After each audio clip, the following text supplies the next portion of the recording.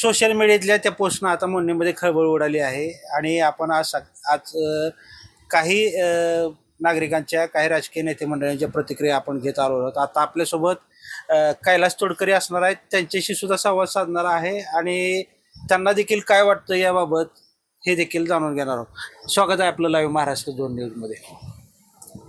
की मोडणीमध्ये गेले 8 दिवस झालं काही मीडियाच्या माध्यमातून काही उलटसुलट बातम्या येत आहेत.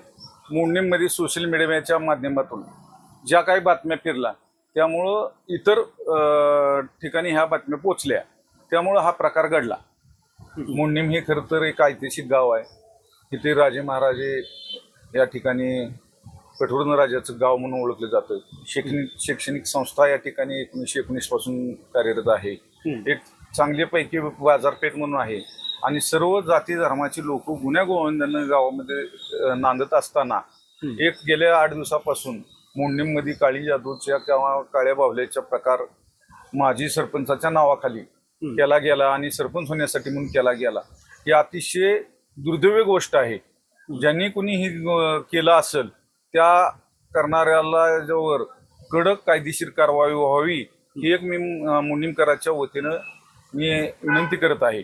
जो कोणी दोषी असेल त्याच्यावर कारवाई केली पाहिजे आणि ज्यांनी कुणी ही अफवा उठवली आहे माध्यमातून उठवली असेल त्यांची ही सखोल चौकशी होऊन खरा जो कोणी गुन्हेगार असेल त्याच्यावर पोलीस प्रशासनानं कारवाई केली पाहिजे. कारण का मोडणीमध्ये आज फिरत असताना किंवा हॉटेलमध्ये व्यवसायामध्ये ही चर्चा होती आणि त्याचा परिणाम व्यावसायिकावर व्हायला लागलाय.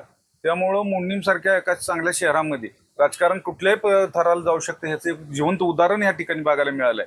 नक्कीच राजकारणाने राजकारण करावं, कुठल्याही पद्धतीने करावं, तो राजकीय विषय आहे.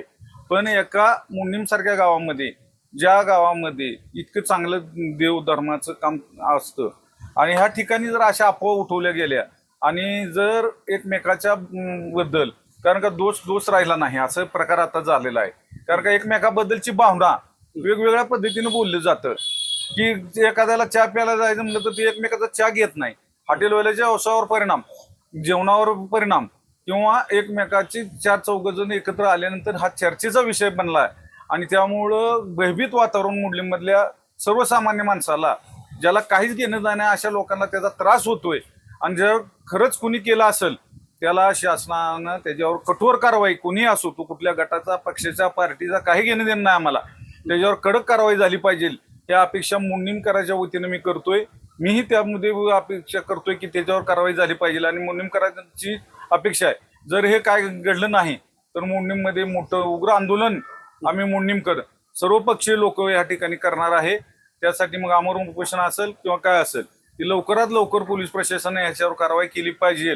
जो कोण गुन्हेगार असेल किंवा ज्यांनी कोणी खोटी बातमी दिली त्याच्यावर कारवाई झाली पाहिजे ही अपेक्षा आमच्या मोडणीमकरांची रास्त भूमिका असलेली आहे. आता महत्त्वाचा मुद्दा असा आहे की सत्ताधारी म्हणून त्या सोशल मीडियातल्या व्हॉट्सअप ग्रुपमध्ये जी काही पोस्ट फिरली त्यामध्ये सत्ताधाऱ्याचा उल्लेख केला आहे, 10 वर्ष सत्तेत असलेल्याचा उल्लेख केला आहे आणि त्याचबरोबर काळा चष्मा असा देखील उल्लेख केला आहे. मग आता ह्याच्यामध्ये 2-3 चेहरे येत आहेत या सगळ्या ह्याच्यामध्ये. मग आता नेमकं काय या मागचा हेतू असू शकेल? आता मला जवळजवळ 15-20 वर्ष झाली चष्मा मी घालतोय. त्यात काय चष्मा नाही असं म्हणायचं काही कारण नाही. ज्यांनी कोणीही बातमी दिली त्यांनी त्याची चौकशी केली पाहिजे. चष्मा घालणारी माणसं काय गावामध्ये एकच आहे, मी एकटाच आहे असं बी नाही. सत्ता 10 वर्ष काय झालं, मी 15 वर्ष झालं माझ्याकडे सत्ता आहे. सत्ता नाही असं म्हणायचं काय कारण नाही. आणि सत्तेचा आणि त्याचा अर्थार्थी काय संबंध आहे हेही तपासलं पाहिजे.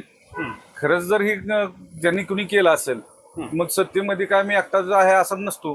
सत्तेमध्ये अनेक आमचे मेंबर असू शकतात, अनेक माझे आजी सदस्य असू शकतात, पण असं कुठलं ना त्यांनी म्हणलेलं आहे. पण खरंच तुम्ही असेल कोण तर त्याची सत्तेत पुढे आली पाहिजे आणि जनतेला खरा चेहरा कळायला पाहिजे ही महत्वाची गोष्ट आहे. जर केले असेल तर ही सोशल मीडियातनं फिरलं अगोदर तसे पुरावे पण काय तसे दिले नाहीत, पण मात्र ही सगळी पोस्ट पसरवण्यात आली. मग ही जाणीव यामागं काय राजकीय षडयंत्र वाटतंय का? हो का, सोशल मीडियानं फिरवली ही तर सगळ्यांनी बघितली.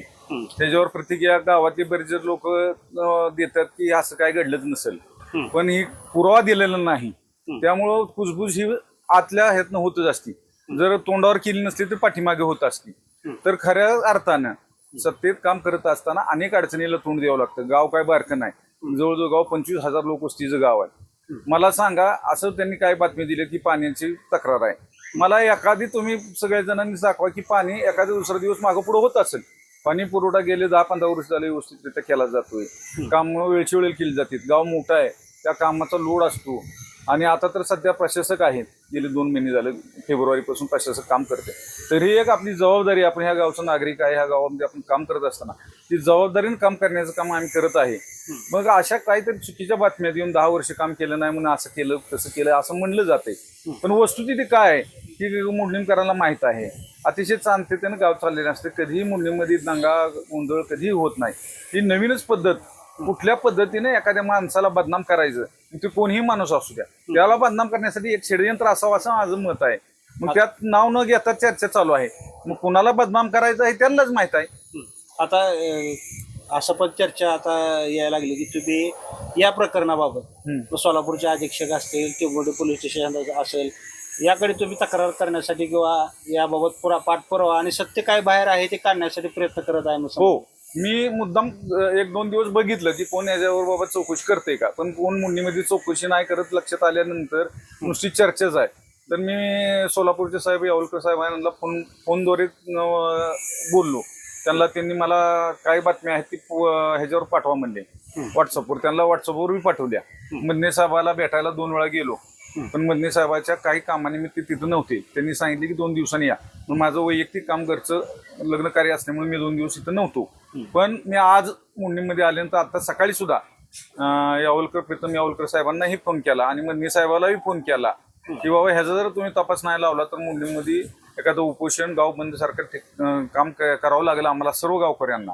जर याची चौकशी नाही तुम्ही केली तर हा रोजचा रोज हा प्रश्न वाढत जाणार आहे आणि ही चर्चा वाढत जाणार. तर तुम्ही ह्याच्याबद्दल काय करणार आहे. तर त्यांनी सांगितले की तू ठीक आहे, आम्ही त्याच्याकडे सखोल चौकशी करून सायबर यंत्रणेच्या माध्यमातून करा, पण ह्याची सखोल चौकशी करून ज्यांनी कुणी काय हे केलंय त्याच्यावर कडक कारवाई करावी अशी आमची अपेक्षा मुंडणीकरांची आहे. तर सध्या तरी आपल्यासोबत कैलास तोडकरी होते. महत्त्वाचा मुद्दा असा आहे की जर ही आगोरी पूजा झाली असेल तर त्याचा तपास करावा. कोणी केली, का केली आणि ह्या सगळ्या बाबी ज्या उघड झालेल्या पाहिजेत.